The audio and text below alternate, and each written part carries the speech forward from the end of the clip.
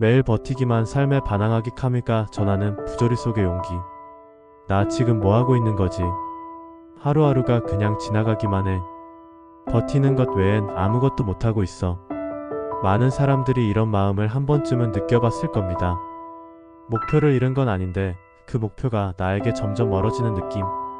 하루는 분명 바쁘게 흘렀는데 정작 아무것도 남지 않은 날들. 마치 투명인간이 된 것처럼 내가 살고 있는 건지 사라지고 있는 건지 모호해지는 그런 순간들. 그런데 여기서 잠깐 이런 감정을 느끼는 게 정말 나만의 문제일까요? 사실 이건 현대인이라면 누구나 겪는 보편적인 경험입니다. 그리고 놀랍게도 이 문제에 대한 답을 찾기 위해 평생을 바친 한 철학자가 있습니다. 한 50대 여성의 이야기를 들려드릴게요. 그녀는 20년 넘게 자녀 교육과 가사에 집중해 왔습니다. 아침 6시에 일어나서 아이들 도시락을 싸고 학교 보내고 빨래하고 청소하고 저녁을 준비하고 하루 24시간이 모자랄 정도로 바쁜 나날들이었죠. 그런데 어느 날 문득 아이들이 모두 자라고 나서 그녀는 하루 종일 아무 할 일이 없는 자신을 발견합니다. 청소도 끝났고 밥도 해두었고 누구에게도 연락이 오지 않았습니다. 오후 2시 집안은 고요하기만 했고 그녀는 소파에 앉아 천장을 바라보며 이렇게 생각합니다. 나는 지금 누구지? 이런 순간 우리는 정말 깊은 공허함을 느끼죠. 20년 동안 엄마라는 역할에 매몰되어 살아왔는데 그 역할이 사라지니 정체성마저 흔들리는 겁니다. 직장인 김 씨의 하루를 한번 들여다보겠습니다. 오전 7시 알람이 울리면 일어나서 세수하고 지하철 타고 출근하고 9시부터 6시까지 일하고 다시 지하철 타고 집에 와서 저녁 먹고 잠자리에 듭니다. 이런 패턴이 5년째 반복되고 있어요. 어느 날 그는 지하철 안에서 문득 이런 생각을 합니다. 나는 지금 뭘 위해 살고 있는 거지? 월급을 받기 위해서? 그 월급으로 뭘 하려고? 집을 사기 위해서? 그 집에서 뭘 하려고? 질문이 꼬리를 물고 이어지는데 명확한 답은 찾을 수 없었습니다. 이런 상황에서 우리는 보통 두 가지 반응을 보입니다. 하나는 그냥 이렇게 살아야지 뭐라고 체념하는 것이고 다른 하나는 뭔가 큰 목표를 찾아야 해라고 조급해하는 것이죠. 하지만 정말 놀라운 건 20세기 최고의 철학자 중 한 명이 바로 이 문제에 대해 완전히 새로운 관점을 제시했다는 겁니다. 그의 이름은 알베르 카미입니다. 알베르 카미는 1913년 알제리에서 태어났습니다.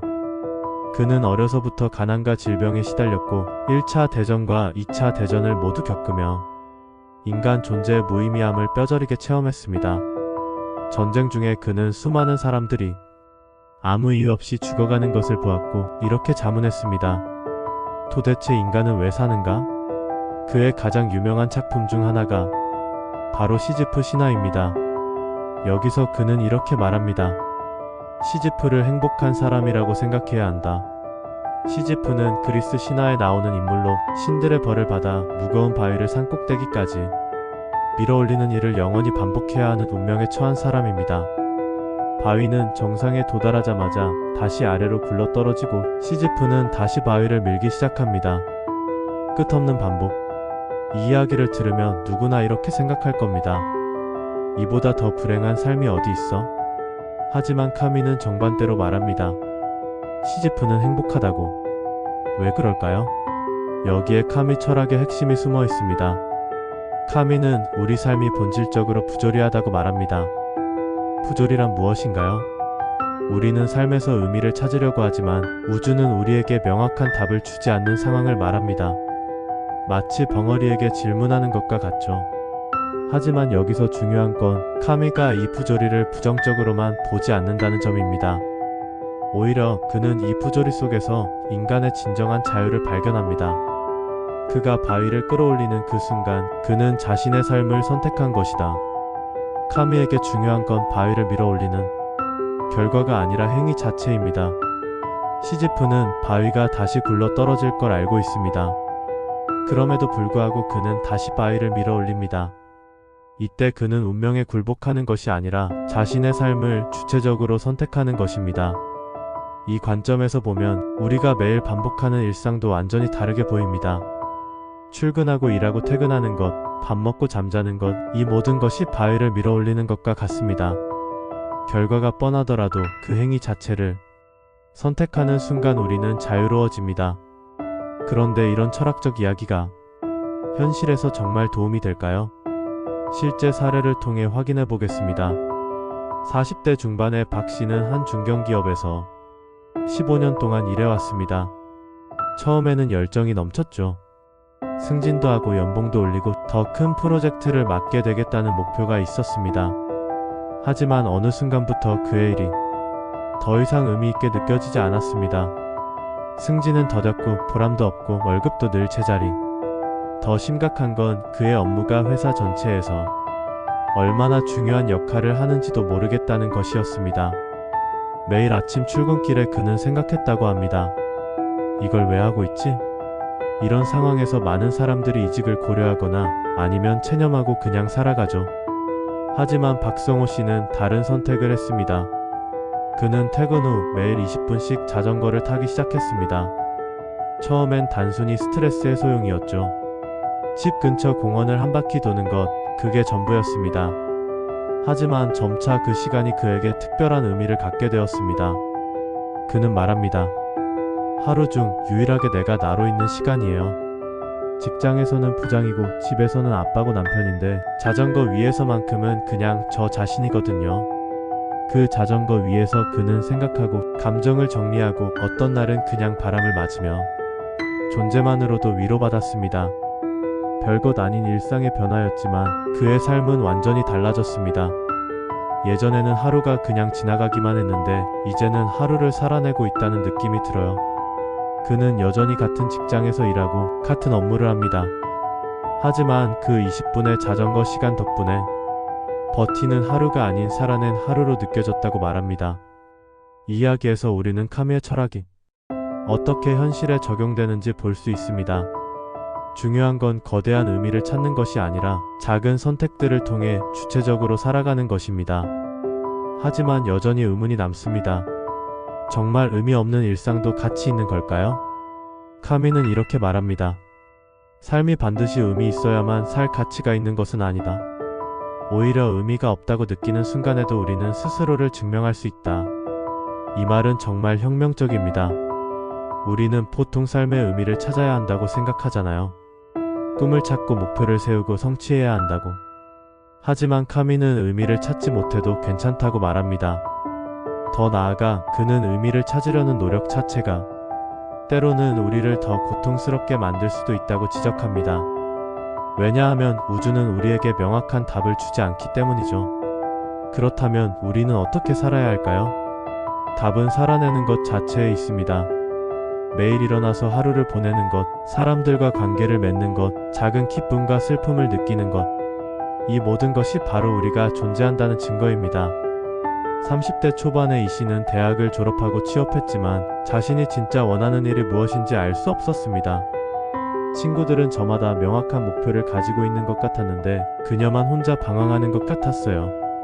남들은 다 자기 길을 찾았는데 나만 모르겠어요. 뭘 해야 할지, 뭘 원하는지. 그런 그녀가 우연히 동네 카페에서 아르바이트를 시작했습니다. 본업과는 전혀 상관없는 일이었지만 그 시간이 그녀에게 의외의 깨달음을 가져다 주었습니다.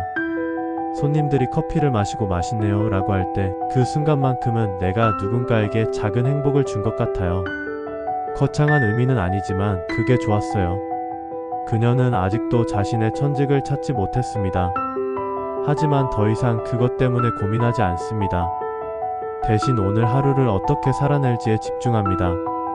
이것이 바로 카미가 말하는 부조리한 삶을 받아들이는 용기입니다. 완벽한 답을 찾지 못해도 그 와중에도 계속 살아가는 것 자체가 용기인 거죠. 그런데 이런 용기는 어떻게 기를 수 있을까요? 카미는 부조리한 삶에 반항하는 방법을 제시합니다. 진정한 반항은 삶을 포기하지 않는 것이다. 이 말이 얼마나 강력한지 아시겠어요? 우리가 매일 일어나서 하루를 보내는 것, 그것만으로도 이미 반항하고 있는 겁니다. 삶의 의미를 찾기 어려운 순간에도 우리가 삶을 내려놓지 않고 계속 살아가고 있다면 우리는 이미 충분히 용감한 것입니다. 60대 초반의 김 씨는 은퇴 후 깊은 우울감에 빠졌습니다. 40년 동안 회사에서 일해왔는데 갑자기 아무것도 할 일이 없어진 거예요. 아침에 일어나도 갈 곳이 없고 저녁에 집에 와도 특별히 할 일이 없었습니다. 내가 왜 살아야 하는지 모르겠더라고요.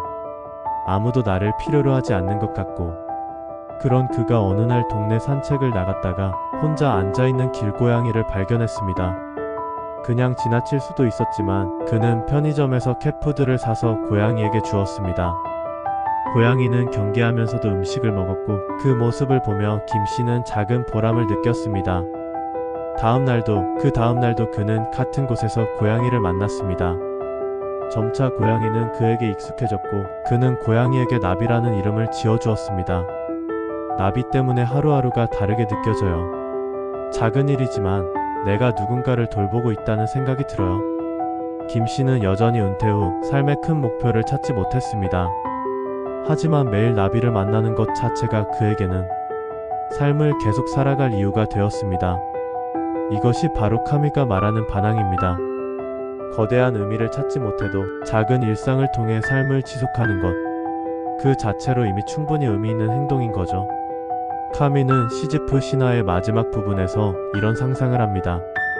시지프가 바위를 밀어 올리고 그 바위가 다시 아래로 굴러 떨어진 후 그가 다시 바위를 찾아 내려가는 길에서 무엇을 생각할까? 시지프가 바위를 따라 내려가는 그 순간 그는 자신의 운명보다 위대하다. 그는 자신의 바위보다 강하다. 이 순간 시지프는 자신의 상황을 완전히 이해하고 받아들입니다. 그는 바위가 다시 굴러 떨어질 것을 알고 있지만 그럼에도 불구하고 자신의 삶을 선택합니다. 이때 그는 운명의 희생자가 아니라 자신의 삶의 주인이 됩니다. 카미는 이 순간에 시지프가 미소 짓고 있을 거라고 상상합니다. 절망적인 상황에서도 자신의 삶을 긍정하는 그 미소. 우리 삶도 마찬가지입니다. 매일 반복되는 일상, 때로는 무의미하게 느껴지는 하루들.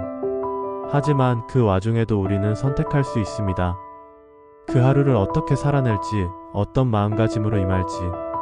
회사원 박 씨는 매일 같은 지하철을 타고 출근합니다. 처음에는 지겨웠지만 어느 날부터 그녀는 지하철에서 책을 읽기 시작했습니다. 30분이라는 짧은 시간이지만 그 시간만큼은 온전히 자신만의 시간이었습니다. 같은 지하철이지만 책을 읽으면서 매일 다른 생각을 하게 돼요. 어떤 날은 소설 속 주인공이 되기도 하고 어떤 날은 새로운 지식을 얻기도 하고 똑같은 출근길이지만 전혀 다른 경험이에요. 이것이 바로 시지프의 미소입니다. 같은 상황이지만 그 상황을 바라보는 관점과 태도를 바꾸는 것. 그 순간 우리는 상황의 희생자가 아니라 주인이 됩니다. 그래서 오늘 버티기만 하는 것 같아 허탈할 때 우리는 스스로에게 이렇게 물어볼 수 있습니다. 나는 지금 무엇을 붙들고 있는가? 당신이 붙든 그 하루는 누군가에겐 의미 없는 일일 수 있어도 당신에겐 살아있음의 증거가 됩니다. 그리고 그 증거는 다른 누구도 아닌 당신이 만들어가는 것입니다. 어떤 이는 매일 아침 커피를 내리는 것에서 의미를 찾습니다. 어떤 이는 출근길에 만나는 길고양이에서 위로를 받습니다. 어떤 이는 퇴근 후 20분간의 자전거 타기에서 자유를 느낍니다. 중요한 건 그 행위의 크기나 남들의 평가가 아닙니다. 중요한 건 그 순간 당신이 삶을 선택하고 있다는 것입니다. 카미는 마지막으로 이렇게 말합니다. 진정한 반항은 삶을 포기하지 않는 것이다. 그리고 그 반항이야말로 인간의 존엄성을 보여주는 것이다. 삶의 의미를 찾기 어려운 순간에도 우리가 삶을 내려놓지 않고 계속 살아가고 있다면 우리는 이미 충분히 잘하고 있는 것입니다. 매일 일어나서 하루를 보내는 것, 그것만으로도 당신은 자기 삶을 충실히 살아내고 있는 겁니다. 당신의 하루가 비록 같은 바위를 밀어 올리는 것처럼 느껴져도 그 바위는 단지 무게가 아닙니다. 그건 당신만의 삶이고 당신이 스스로 선택한 고유한 용기입니다. 그러니까 오늘도 내일도 당신만의 바위를 밀어 올리세요. 그 바위가 다시 굴러 떨어져도 괜찮습니다. 당신이 다시 그 바위를 밀어 올리는 순간 당신은 이미 승리한 것입니다. 운명에 굴복하지 않고 자신의 삶을 선택하는 그 순간의 말이죠. 그리고 그 순간 당신도 시제프처럼 미소 지을 수 있을 겁니다. 부조리한 삶을 받아들이면서도 그 삶을 포기하지 않는 자신만의 고유한 용기를 발견하게 될 테니까요.